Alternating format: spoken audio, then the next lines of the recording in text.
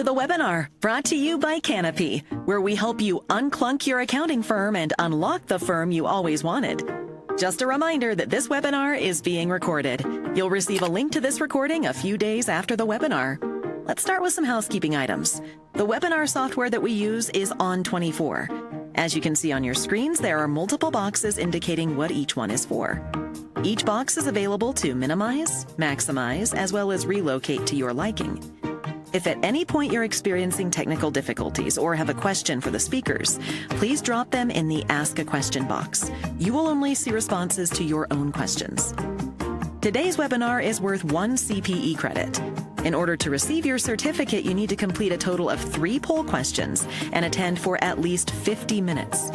Please keep an eye out on the slides window box, as that is where the poll questions will appear. With each question, please make sure you're clicking the Submit button so your answers get recorded. Once you've met those 2 requirements, you can click the View Certificate button to download your CPE certificate and make your day a little bit better. Without further ado, let's jump into today's presentation. Happy webinaring!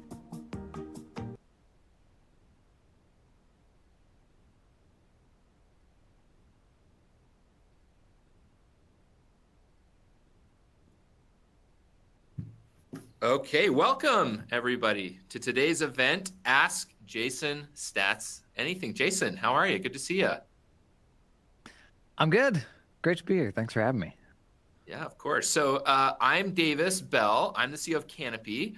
I'm extremely excited to be joined by Jason. Jason is, I think, the closest thing we have to a celebrity in the accounting industry. I see him at events, and he's like, people ask him for selfies, which they don't ever ask me for. So I myself am a little starstruck and really grateful to be here. So we got tons of questions during registration, and we're going to answer as many of those as we can live. And if we don't, then they're going to get answered on Jason's podcast and shared on his blog afterwards. So.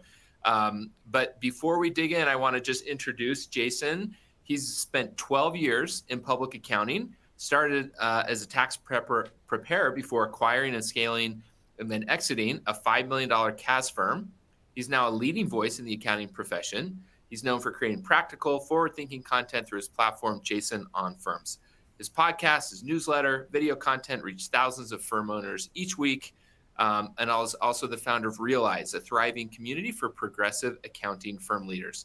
Keynoted more than 40 conferences worldwide, widely recognized for sharing real-world insights to help firms navigate change, adopt new technology, and build more efficient people-first practices. Also, I think just hit 50,000 followers on LinkedIn, I saw the other day. So congrats on that. Very cool. I did. And excited to have you. Thanks for being here. Thanks, man. This will be fun. Thanks for everybody for turning up too. Yeah, seriously. Okay, so I think with that, we're going to go to our first poll question. And just as a reminder, that the questions are going to pop up on your screen. You'll have about 30 seconds to submit your answer. We're just going to call them out, and then we're going to move on because we want to get to the meat of this. So Jason, we're going to start a little bit here with firm strategy. And some of the kind of higher level things. So what I want to first ask is, if you still owned your firm today, where would you be investing time and resources to grow your firm faster and more efficiently? Well, I think it's just being more in tune with who you're trying to serve. That's probably the biggest blocker for most of us still, is the fear of getting away from serving everyone and being willing to narrow down to a more specific type of person. I went to a new barber a few weeks ago, and I know some accounting firms that just work with barbershops and salons and all that. And I'm talking with this guy. He's been doing this for like 20 years. And he asked me what I do, and that's just always a ton of fun to try to explain. But I asked him about, who does he work with? This guy for the last 20 years has only ever been working with generalist, just very traditional accounting firms. And I'm like, there's firms that just work with barbershops. And he was like, he just lit up. That blew his mind. And he was so excited. And us on the other side of that, we like to say, oh, it's all the same. It doesn't make a difference. But for whatever reason, for the entrepreneur, they get very excited by that. If they can be served by somebody that is, attuned to kind of what they do. So Sure. that's where I would be pushing, is like for a specific avatar. Yeah. Well, I think that the interesting thing to me about that dynamic is accountants like to buy software that's built for accountants, right? Like that's a thing for sure.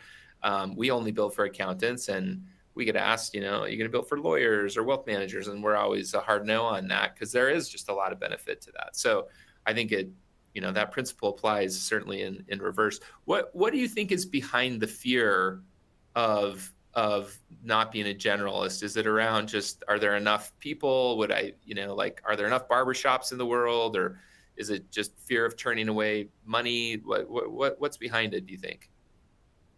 A lot of it's just not having done it before. So like the naysayers who aren't into it, they usually haven't experienced both sides of it. But I mean, I think it's the fear of having to walk away from what you know. There's a book, The Win Without Pitching Manifesto. The analogy they use is like you're standing in a room full of doors, and if you walk through that door, you can't go through all those other doors again. But what you don't know is when you walk through that door, as you're in another room. So like we just kind of have this limited mindset of what we see and can do today, without recognizing that if we actually commit on going deeper on one specific thing, there's actually going to be a whole bunch more nuance there that will be every bit as much fun. Sure. Do you have suggestions for maybe picking one? Do you think about it from the perspective of an underserved market or a personal affinity, or how would you advise someone who's like, okay, Jason, I believe you. I'm going to go find my barbershop set of clients. How would you advise them to think about how to pick one? I want to look for people with very expensive pains. That is, if I can come in and solve that, there's a tremendous ROI to their business. And not all pains are made equal. That makes it very easy to come in and command kind of top dollar for what you do, because that is like a really core expensive problem you're solving. I want to solve rare pains. The more rare the pain is, the less alternatives there are to me. So if I'm just making something up. Let's say somebody that runs some sort of fishing operation or something like that has very specific compliance needs, and they don't know any other firm that's ever been able to help them with this thing. Like that's a rare pain. If I can solve that for them, then we're kind of one of one. But then third, depending on the type of firm you're trying to run, if this is by and large going to be a single owner sort of practice where you're building a team around yourself, in a perfect world, it's something that you enjoy, that you can actually be energized to go and talk with these people every single day. And I mean, there are exceptions to this advice, but people like to say, like, don't make your hobby your job. And I've just always thought that, like, as life advice, that kind of sucks. Like, take all the things that you love and run away from them. Like, the cool thing about accounting is everybody needs accountants, right? So like, is there a way that you can marry doing the accounting with something that you're passionate about? Yeah. So for me, like a barbershop would be a bad fit, as an example. Yeah. I actually thought that, and I didn't know if it would be okay to make that joke. So I'm glad you did. But yeah, you're saying, hey, you're a surfer, go surf shops. Like you get to be around surfers and surf shops, and like makes your job that much more enjoyable. Yeah. Ideally, they have both expensive pains and the money to pay to solve those pains. But like, if you're into golf, like golf caddies, like every one of these little spaces, there's kind of a whole ecosystem of different types of folks that you could serve. And that's almost certainly better than, I don't know, stumbling into something that you don't have a passion. Sure. And I think, I mean, correct me if I'm wrong, but I would imagine the specialization actually drives those premium prices, right? Because if you're just general purpose 1040 person, like there's lots of folks that do that. Whereas if you intimately understand the needs of a golf caddy, as an example, you're probably going to be able to charge a little bit more for that. You ought to be able to. It comes down to like, are you actually solving these pains in a higher ROI way than a generalist firm would? Oftentimes, we're afraid to like commit to niching down, or it feels like this big dramatic thing to do, and so you don't start. When in reality, building a niche just happens one client at a time. And the only world where you're ever going to commit to that niche is where you've got a small number of clients and you can see that they're much more profitable than your traditional clients. And then you just keep baby stepping into that. Like, it's not until you have a mountain of proof that this is much more profitable work that you really like burn the boats and rebrand yourself as, you know, the golf caddy firm or something like that. Yeah. Yeah. Okay, cool. Yeah. I mean, I'm my mind is always boggled. We was talking to a customer of ours, and I won't mention the niche because I don't want to let everyone know, but I mean, it was so micro, it was so narrow, and it's a big firm and it's all they do. And, you know, if you'd asked me, like, do you think you can build a large accounting firm in this niche? I would have been like, no, but obviously I didn't know what I was talking about. So I think that main fear of like, is this big enough? Can I grow and become big? Yes. Probably unfounded a lot. That's a huge blocker. Like, if we think back 20 years, pre-internet, how are you going to build your accounting firm? Like, you're going to rock up to chamber meetings and that sort of thing. Like, if you want to work with dentists and there's 3 dentists in town, like, good luck. Like, you probably have to run a generalist firm out of necessity. These days, we've got the internet, which can help us find people in just very high context ways. And the way all these algorithms work is on like, it's not really based on who you follow anymore as much as what you're interested in. So if you're just out there having conversations about the tax implications of being a golf caddy and traveling 50 states and international and all that stuff, it unlocks a way more micro opportunity than there's ever been before. Yeah. Yeah, absolutely. Awesome. So let me ask you another question. You talk to lots of really smart, forward-thinking firm owners and operators. What trends are they preparing their firms to either play defense against or take advantage of? Yeah, I mean, I know we're going to talk AI, but I think we oftentimes don't think about AI's impact on the broader ecosystem of alternative solutions to us. So I mean, you take something like, you know, a TurboTax, which now has like fully done for you offerings. Basically, it's an accounting firm. AI is going to actually make those things, I mean, vastly better. Like, they're set to improve and continue coming up market. Right now, I'd argue there's a pretty big gap price-wise between a small business owner that wants to go to like a pure software or productized solution and pay, you know, $300 a month for bookkeeping or $1,000 for a tax return or something like that. I'd say there's a pretty big gap between those productized solutions and working with a professional shop. And it's too bad because you end up with folks that's like, they may not have the money to pay what a pro ought to be paid for that work. But then the alternative really sucks, like DIYing it or going to a productized solution that just won't do it well. So I'm hopeful that actually productized services come up a bit to fill that void, but it will continue putting pressure on tax pros to keep going up market. I mean, TurboTax full service small business tax prep, federal only this year, cost $1,600 for a small business owner to come up, talk with a tax pro that they'll never again meet, like won't offer them support if they get a notice or anything like that. That's federal only. And I would hazard a guess that the national average for tax firms, like what they charge for small business tax prep, just for doing the forms, like this isn't bookkeeping cleanup or anything else, which is a big part of the work, right? I would argue the average fee is probably less than $1,600 right now. So we kind of got to keep an eye out for the rest of the market and what's happening to make sure we're not setting up camp somewhere where kind of the big automated solutions are. But that's probably a good thing for us in the end because we're delivering a more premium service. Yeah. Well, yeah, that's sort of classic disruptive innovation theory, right? Is like to start at the low end. And so you gotta position yourself in a way that, you know, I think I agree with you. It's good news in that I think if it can be accomplished by software, then there was probably a decent amount of that work that people weren't wanting to do, and it wasn't creating a ton of value. But I agree, you have to have an alternative to that, right? Like you've got to be, and I think that might kind of go back to the niche thing.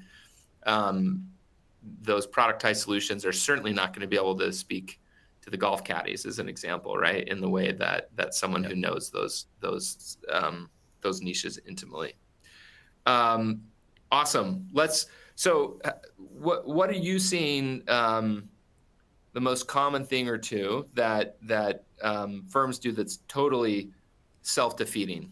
And I'm going to cheat because I saw your post there two ago about, it's like raise prices, cut the turd. So, you can certainly give that as your answer, but if there's other stuff, but like, what's the, I want to shake people by the lapels and just be like, come on, you're killing yourself. Just, stop doing this. And then with the thing, like, start doing this.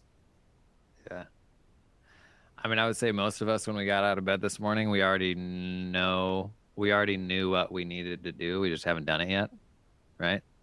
I mean, that's the world most of us are living in, is like, you don't need one more webinar or conference to tell you what you need to do. You kind of already know. But that's not a very fun answer, and kind of just bums you out. So I would tell you instead. Should we just end the webinar? Should we just pull the plug here? Yeah. So every client list is made up of like A, B, C, and D clients, right? Like the folks who are paying you top dollar and are just so happy about it, and the folks that complain about every bill, you mark it down, they still complain, like your D clients. I think a really common trap is when you're thinking about change, like say you're rolling out a Canopy or something like that, and you want clients to use the portal more, or something like that. Oftentimes we will look at changes like that through the eyes of our C and D clients who we know will complain. And we won't make the change that's good for our A and B clients. So like I could tell you, like, I mean, I spent a lot of years letting C and D clients get in the way of building the firm that my A and B clients needed. So just like being willing to move those clients along when they're not a fit, knowing that not all client feedback is made equal, like it really, really isn't. If they're C and D clients, we probably shouldn't be working with them now, let alone 3 or 5 years ago. So why are we letting them speak into the 5-year plan? That's probably the toughest one. Yeah. Easier said than done. Sure, of course. Yeah, I think what we've learned is you do have to pick sort of who you're focused on. And if you introduce feedback from the folks that you're not focused on, you want to think you're capable of sort of differentiating between the two kinds, but it's actually like super hard, and they end up having an impact on how you think about your business and the choices and decisions you make. So I think it is difficult, and people want to be service oriented, and we all have customers always right, like sort of stamped on our forehead, but it's more like target customer, ideal customers is always right. So okay, awesome. So let's talk a little bit about one of the trends we're seeing, which is private equity acquiring accounting firms. I feel like for the first year or two, I heard about this. I heard about it more on panels at conferences than I did like actually in reality. I think that's changed, where we do see evidence of that. So how do you feel that it's going to impact and shape the industry? And how would you recommend that folks who run firms sort of think about it? I think the PE model is super interesting. It's really easy to dunk on, because I think there's been a lot of negative sort of side effects of that stuff. But the funny thing is, like, the PE model is actually more similar to the progressive accounting firm model that me and a lot of other folks talk about, like where they're moving away from the traditional partner structure, more like running it as a business with a traditional org chart. Like that is the PE model for all of the problems that it has. So maybe somebody's going to nail it at some point. It doesn't feel like anybody has yet. The interest in accounting firms, that's probably a good thing for accounting firm owners. I can tell you for myself, like I don't know that for me, I don't know that an exit like that I would have ever felt great in my case. Like, and this is kind of Yeah. a personal decision of what are your goals? Are you ultimately building a firm to sell or not? For me, well, I mean, I can tell you we got a lot of great staff and clients from other acquisitions and everything that kind of shook out of those trees when that stuff happened. But for me, like if I'm building a practice, that is something that is kind of personal to me, and I'm getting people to buy into the vision and all that and come to work for me to then do the rug pull and cash out and be like, I'm on to my next thing. That was always a tough thing for me to get excited about. Not everybody's wired that way. Definitely folks that are more kind of M&A oriented. And I would say increasingly there's even M&A happening like within networks of like folks that you know very well and you understand their firm. And that's very different than going to a regional or PE to come in and buy your firm. So there's different flavors of it. They're definitely still figuring it out. I mean, it's almost certainly a net positive thing for folks who can run accounting firms, but it'll be interesting to see how it plays out. Yeah. Yeah. I mean, I think in some ways too, it's sort of it's a market reaction to some demographic challenges, right? Of folks who just, are at retirement age and, wanting to move along. So yeah, I would agree with you. It creates optionality, but it is, as with any option, it sort of has its pros and its cons. So I think, look, we would have our podcasting licenses revoked if we didn't get into AI a little bit, and we've already started to. So would love to dig in a little bit. Based on your conversations of with folks who run firms, how would you characterize how they're thinking and feeling about it? And then what are they excited and worried about? Leaders are almost universally excited. Staff, if they haven't really meaningfully started implementing it yet, your staff are scared because it's this ambiguous thing they don't totally understand. I find firms that are actually leaning into it in a meaningful way, like everybody's excited. Like they can see like, dang, like this is really helping with what we're trying to do. We can help more people and all that. So I think it boils down to kind of the role within the organization. And, if you're a leader, trying to be mindful of everyone's kind of inherent self-preservation instinct of there's a lot of people telling them that this stuff's going to do what they do. And if their identity is kind of wrapped up in, well, that is what I do, and you mean this thing's going to come in and take some form of that, like there's just going to be some trepidation there. Sure. The best way to demystify all that is just to get it in people's hands, like just to make it a part of how you work, make the time for it. Change management. Change management in an accounting firm. That's hard, very hard. If your change management blocked right now, a pile of new AI tools isn't going to change that bottleneck. You're still going to be change management blocked. So difficult to navigate. I mean, if there's one, I think if there's one bit of advice I can give you on change management, I think change management issues are normally incentive issues. So you come in, you're all excited. You're like, we're going to be able to get more work out the door this way. And you put that in front of your team and it just kind of falls flat. Like we've probably all experienced that at some point. They don't have the same set of incentives that you do. They're not if you're the firm owner, they're not as enthused to line the pocket of the business owners and make the firm more profitable and all that as you are. Sure. And until those incentives are more aligned, it's just going to be really hard to get people excited to that level. So a growing trend now is like firms leaning more into production-based pay and there just being some financial upside for them to ride the wave with you so that when you're excited about it, they're going to be excited about it too. Yeah. So a couple of things in there I want to sort of press on. So the first is, it seems you've noticed a difference between the level of fear and trepidation for those who haven't actually like gotten their hands dirty with it versus those who have. Is that fair? Yeah. Yeah. Ambiguous things are always more scary, right? Right. So it's like once people sort of wade into the pool a little bit and start using it and playing around with it, then it's sort of like, oh, okay, like And what do you think is behind that? Like, is it that they're seeing like, oh yeah, this thing's not going to take my job? Or is it that they're like, oh wow, like this actually is going to take the piece of my job I hated anyway? Like what's behind the relief there?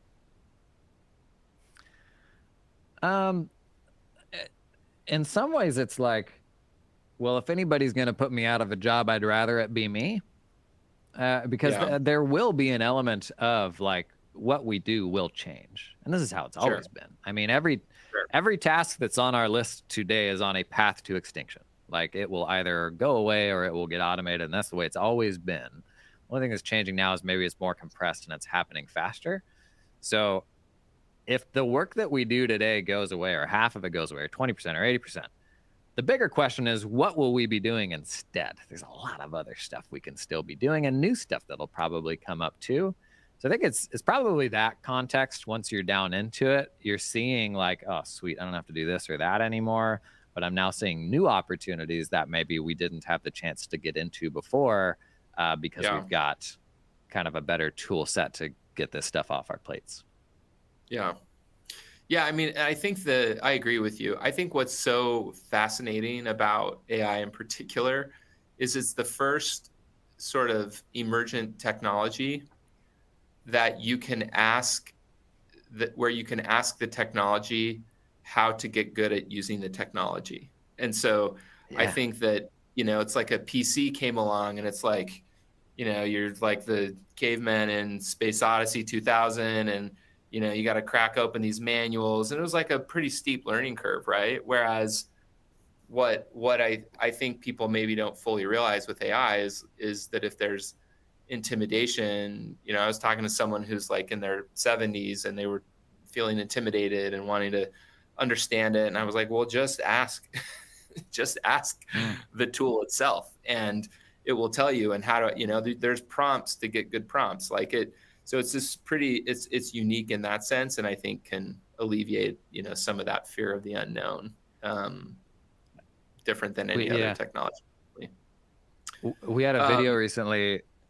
We had a video recently that just got smoked in the comments. It was a short form video that's showing how to do something in Excel with AI, and it pulled in a bunch of new viewers that had kind of no context about the channel. And they're like, whoa, why you don't need AI for this. You can do it this way, that way. All these like super kind of power user things, like write a SQL query for this or that. That's the better way.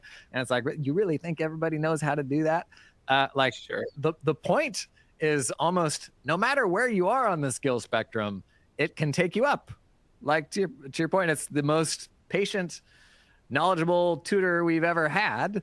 So regardless of where you are, even if you are the SQL nerd, like they can write a better query for you, just using it to take whatever you do and do it better. Like that's the point. Yeah.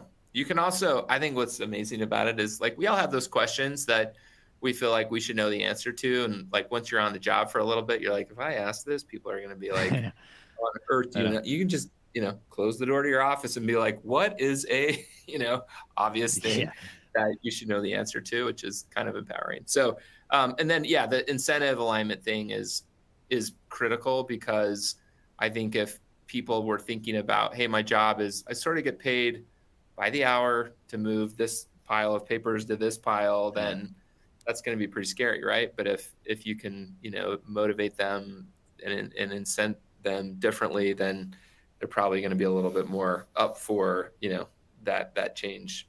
So I guess maybe next question, I think about AI sort of in two ways, right? I think about this curve of capability, which is how good is AI getting, how quickly, is it a steep curve, shallow curve? I think we can agree it's like pretty steep in terms of how good it's getting, how quickly.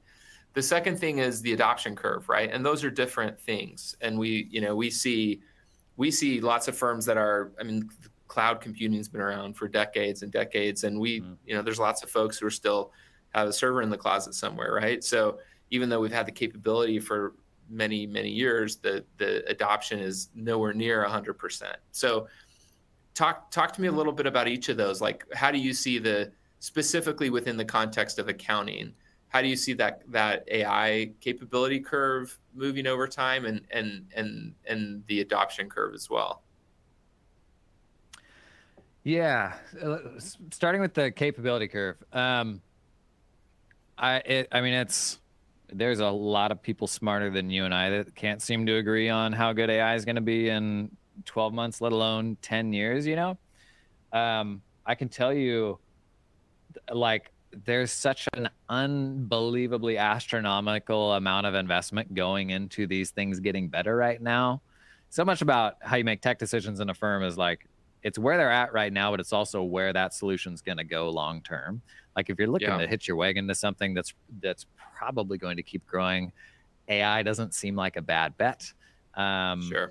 Yeah, I mean, it's genuinely like the new space race. Like the annual spend is actually well in excess of what the U.S. or the Soviet Union spent on the space race. Like it's wild.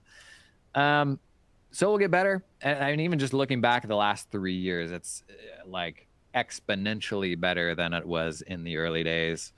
I try not to focus too much on prognosticating where that will be, or rather like what I ultimately have control over, which is where is it at today and how can we use it. Yeah, So the adoption curve, it's getting better, and man, I've especially in 2025 for whatever reason, I think it's become more normalized. We've had for a couple years now very secure ways to work with AI, even with client data, and that's still like a very maybe emotional is not the right word, but people feel very passionately about like, is this okay or is this not okay? Not unlike the cloud era where it's like, no, unless that data is like in my closet, I won't trust who has it. So right. part of it's just the passage of time, I think, and getting up to speed with that. Hopefully part of it is like folks like myself and what Canopy does, where we try to put out really helpful, constructive stuff that isn't like fluff marketing disguised as education, but actually like practical stuff that meets people where they are. And it's like, okay, tell me how to actually use it. So I think the adoption almost out of necessity has to go up a lot because it is such an opportunity. The cloud transition probably happened on a 10 or 20 times longer time horizon than this, where Yeah, overnight, like you have a very, very good opportunity and it's costing you time and money as long as you're not leaning into it. yeah, yeah. I agree with you. I mean, to the point on investment, our friend Mark Zuckerberg just poached a person from Apple for $200 million. Yeah. And I think Tim Cook makes like 76. So the amounts of capital just absolutely being dumped into the space is insane. And, who knows? There's lots of, as you said, there's lots of smart people who disagree on where it goes. But I think the adoption curve will be different. I mean, we already know that generally. Like you look at these curves of, the usage of ChatGPT effectively versus other emergent mobile phones or personal computers or whatever. It's like not even close. So yeah, I think we view that as our job, is that adoption curve, right? Is helping folks adopt this in a way that makes sense to them and that is sort of in context with what they do. We view that as even a little bit of a stewardship as it relates to the accounting industry. So I think where are you most excited about AI tools in accounting? I was going to ask about challenges and adoption. We've sort of like talked through if you have other, you mentioned incentives, but what are the ones that you're like stoked about where you're like, oh my gosh, if I had this 20 years ago, 15 years ago, would have totally just changed my life? Oh, you want to get a little sci-fi? Let's get a little Yeah, sci-fi. let's do it. Let's go. So everybody's talking about AI meeting recorders, right? They've gotten very good at creating transcripts from your meeting. Soon a day will come, if it hasn't already, where you'll join a meeting and it'll be a whole bunch of AI recorders and just you. And you won't know at that point whether to continue the meeting or not. As weird of like a social shift as this is right now, maybe the thing AI is best at right now is being able to pull like knowledge from a transcript, from something narrative. And I'm super into the idea of kind of what the future of knowledge automation looks like. So all the tools we've really had to date around accounting, like they're really focused on data automation. But when I have, say you had the last decade of meetings recorded for not only you, but for your entire team, and AI can make that like instantly accessible and give really high quality answers based on the things that you've already said. Like, what do we do with that information? And I'm biased here. So I've got my podcast. We're closing in on 500 episodes, and we've got an AI assistant that can see into all those episodes. It's over 2,000 hours of audio. And I can ask it any question about running an accounting firm, and it instantly gives me a response that's really darn accurate, that has pulled basically a page of text from 8 past episodes and synthesized that into like a 3-sentence answer. So we have that technology right now, and it's really, really good. What does it look like to use that with our meeting transcripts? Because if you think about kind of the business concept of, selling your sawdust, like what's the thing that your business just creates that maybe you're not monetizing? It's advisory meetings. You're hopping on meetings with clients every single day. So how can AI sort of unlock the collective expertise of your firm in some really interesting new ways? Right. Man, I think that's so interesting. I think because so many of the interactions that any professional has, certainly an accountant, they're I don't know if it follows the 80-20 rule, but it's probably close, which is you're sort of answering the same, 8 questions like over and over and over again, right? There's the 2 where there's real value add, right? That is very specific and context dependent and all of those things. But it does create this possibility of just being able to extend that knowledge that you're sharing and being paid for to lots of other people in a way that, probably doesn't involve you directly, right? Like your physical time and presence. So I think, I read a thing the other day that was, talking about the great AI opportunities are those where there is a valuable service that was too expensive to extend to too many people, right? So it's like if you think about the tax advice that a billionaire gets, right? Like it's just, far in excess of what you and I get. And what you and I get is far in excess to what maybe an early professional gets, right? Who's just going to go to TurboTax. So I think what you're talking about, knowledge automation, you can imagine that sort of basically, democratizing these services in a really cool way that would have profound economic impact too, right? If like suddenly everyone's saving money on their taxes and, their books are better and they're more efficient, like that, that's where you can kind of live in this world of like GDP growing 10% kind of a thing, and the budget being balanced and all those kinds of things, which are fun to think about. So yeah. Okay. Knowledge automation. Okay. I think we are supposed to roll our second poll question. So that's going to come on up. And as we do that, I'm going to ask you a question about how to get over the intimidation factor, right? Like if we think about that adoption curve, there are barriers, right, that prevent folks from sort of moving up the adoption curve. What advice do you have for people who maybe even with particular focus on smaller firms that don't have staff and IT folks dedicated to this to get started on figuring it out? Yeah, to dig into that a bit, there's kind of 2 sides to AI adoption. There is the AI that your partners help you adopt. And so that is like the stuff that's built into Canopy that is just sort of embedded and native to the workflows that you do. But then the other whole half of that, which is huge, is AI assistants helping you in very specific to your scenario sort of ways, like kind of the Swiss Army knife assistant to help you with whatever you're blocked on. And what makes it really challenging to adopt is every other app that we've ever rolled out in our accounting firms, the process looks like the big boss is getting in a room and deciding what's the right one to use and is it worthwhile. And then you pull in an implementer and you kind of go through this training journey, and everybody then understands how all the buttons work. And when you push the button, it does the same thing every time, which is not the case with AI. But you can't do the same thing with AI assistants and like showing folks how to use it. Learning how to use AI assistants almost has to be more bottom up because it can serve very specific to you needs that maybe only you have in the firm. So it's tricky because if you come in and if you just manifest, well, here's 10 use cases for how to use an AI assistant, you're kind of missing the point. The point is like, and that can certainly work for kind of inspiration, but the point is that it can kind of do anything very specific to whatever it is that you need. So my best advice for folks trying to get the team up to speed on AI assistants is you just need to meet with the team every single week and everybody shares, here's what I tried, here's what worked, here's what didn't work.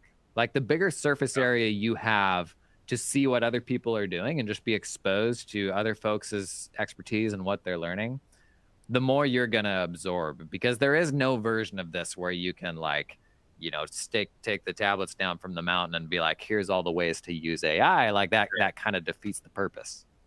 Yeah, 100%. I mean, I literally just came from a meeting with our executive team talking about how do we internally, I mean, we're building so much AI into Canopy, but how do we internally ensure that we're leveraging that? And it is like, it's a lot, and we're a technology company, right? They're a pretty tech savvy group of folks, but it's harder than it sounds, right? There's a lot of trial and error. There's a lot of smoke out there, a lot of products that, you know, aren't great or that, you know, aren't great yet. And hard questions. You mentioned, how much do I rely on my existing provider like a Canopy to bring me some really cool AI stuff versus some of these emerging point solutions, you know, independent agents and assistants versus, I mean, it's tough. Like it's not an easy thing. There's a reason people don't adopt these things. It's not just because they're stupid or lazy, right? Like it's complicated, and all that's in the context of a day job, which is kind of like keep running the firm. So, but I do like the idea of, you know, we came up with one which is kind of like a hackathon, which is in an engineering context, is, you know, you just let engineers disappear in a dark room for a couple of days and just put something together. It's ugly and gross and it won't work in production, but you know, it gets the creative juices flowing. And you know, I think, you know, we're going to try some of that on the internal AI side of like, hey, let's let all the different functions of the company just go mess around and get together and talk about it and sort of get that you know, creative process going. Okay, so let's shift a little bit to broader tech stack of a firm. It can be challenging if you're sort of a tech forward person at a firm to get, you know, everyone else on board. What advice do you have for those people? Let's say you're the just, you know, eager beaver tech person that's trying to like push your firm forward. Like what advice would you give those folks for getting everyone else on board?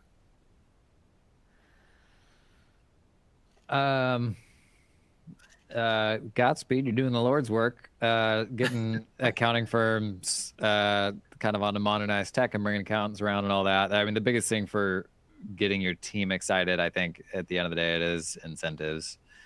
But for the person in that role who's kind of wearing the tech champion hat and kind of looking into what's out there and deciding what to use next, I think the biggest mistake we make there is we go out and we see like, here are all the different options. Here's what I think is best. But ultimately, you have such limited information before committing to a tool and going in and actually finding like, oh man, it actually doesn't do this or that or the other thing. I didn't even know to ask this question. Yeah. And oftentimes you'll go through and you'll change a bunch of tech and you will find that you still have the same tech FOMO and like tech stack dysmorphia that you've always had. And you actually are no closer to like peace and not always being distracted by the next new thing than you were before. So I like, my best advice is I think what we're actually in search of is confidence, is knowing that what I've got is good. If not the very best, then close enough for the next 12 months, because I need to be able to turn my brain off and compartmentalize change. I can't be perpetually looking at all these new solutions and stressing the team out because we might do this or we might do that. The only way I've found to build that confidence is just to have a network of other folks from other firms that are going through similar tech transitions. So like, if I can go out and ask like, oh, I see like a couple of years ago, you went and you did XYZ. Tell me what worked and what didn't work.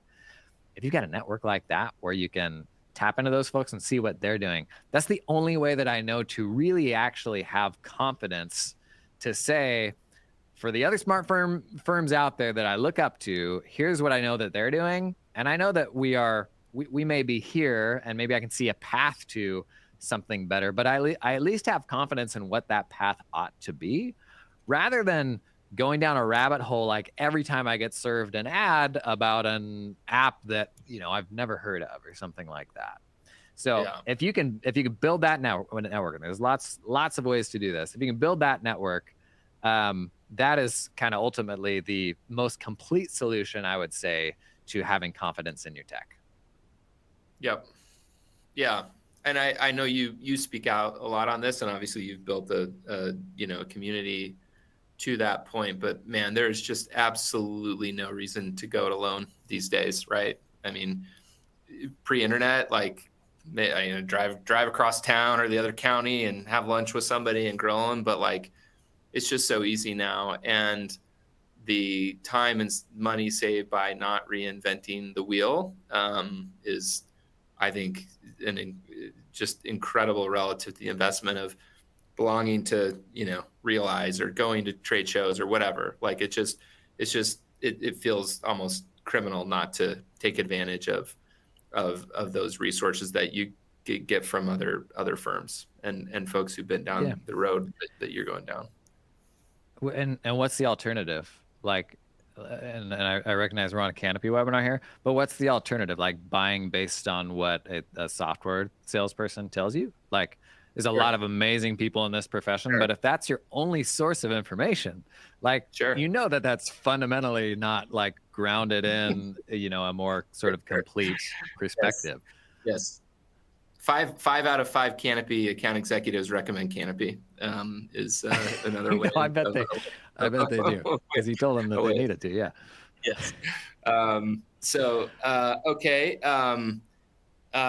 So one of the big sort of, and this isn't software generally, it's certainly a thing in accounting, and it's a hard strategic question as a software company, and we've made our choice, but you have all-in-one platforms, right? One-stop shop, end-to-end, however you want to call it, and then you've got point solutions, standalone, that more do one thing, or maybe they do two things. How would you recommend a firm think about that, right? Like, what would you tell them as the best way to think through the pros and cons of each? Everybody wants all-in-one. That is the best case scenario, right? Like, you could just rock up to work and that one app will do everything. Ultimately, the right answer for you depends on like, how much of a specific feature do you need? Do you need a super robust client portal? And if you do, well, then does like your core set of tools, is it good enough, or do you have to go pull in a specialty one just for that? The biggest source of tech stack bloat is not having the right sort of core operating system for your firm. Your practice management system is the most important tool that you pick in your firm, besides your tax software and your accounting ledger. Canopy is an example of a tool that I would put in the practice management system category, because you want that core tool to do as many things as possible. The reality is, for almost everyone, when you get into it, there is no tool that does everything perfect, because at the same time that all-in-one platforms are trying to build, as good of a version as possible of all the things that you need, you've got other people that are just cranking on a very specific problem, because that's all they do, is they just they get out of bed and they think about, how do we do this one specific thing a little bit better?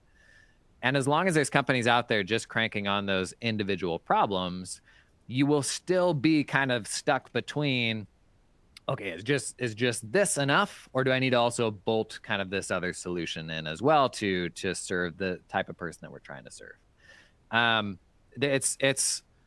It's a like that calculus, like that's kind of what it's all about, is being able to draw the line between what are the scenarios where that makes sense, what are the scenarios where that doesn't make sense. But I can say universally, at the core of your tech stack needs to be a tool that will do as many jobs as possible, because what none of us want is like 30 different things bolted together.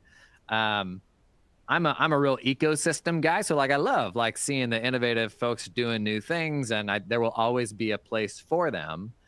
But that's kind of the game, is finding the balance, getting that core tool that will do as much as possible, and then seeing beyond that what will move the needle for us in a meaningful way, and is it worth the trade-off of having to manage one more system?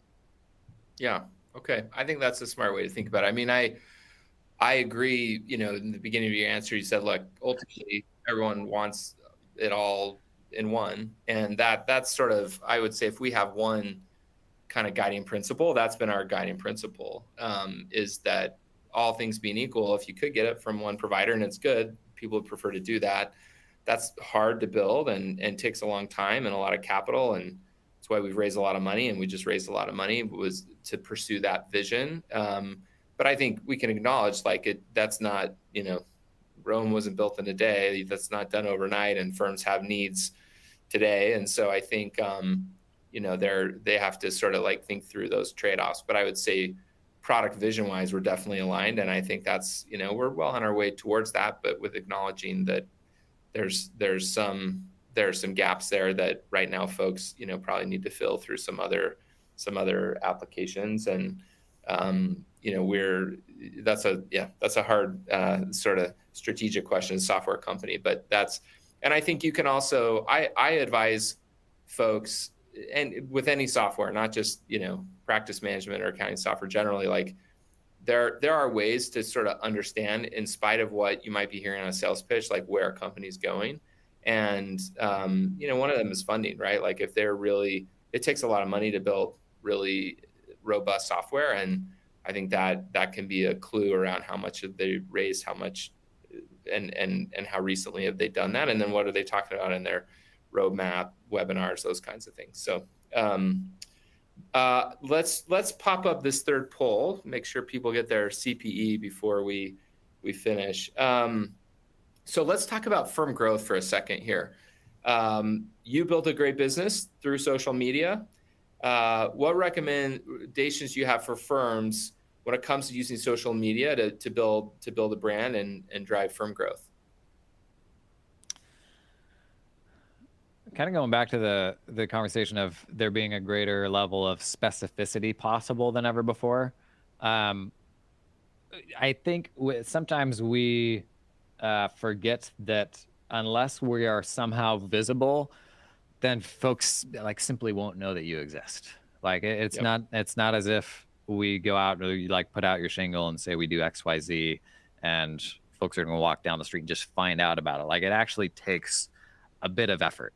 Most people these days, like there's an initial period where you're building your client list, but most firms, they don't need more clients. Like most firms are over capacity. So why in the world would I ever do any level of marketing, which, man, you want a word in a social post or a YouTube video that'll send accountants running. That's it, Davis. Don't use it.